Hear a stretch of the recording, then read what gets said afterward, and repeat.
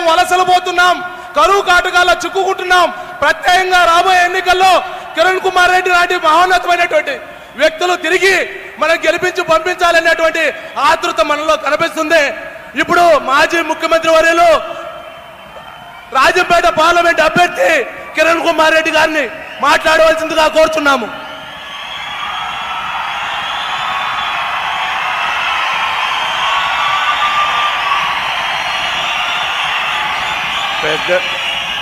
పెద్దలు పూజ్యులు మన భారత ప్రధానమంత్రి గారు మోడీ గారికి,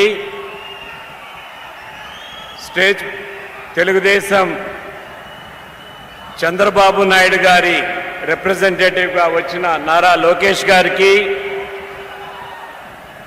జనసేన పవన్ కళ్యాణ్ రిప్రజెంట్గా వచ్చిన నాగబాబు గారికి, పార్లమెంట్ నాతో పాటు పార్లమెంట్ సభ్యులు ప్రసాద్ గారికి,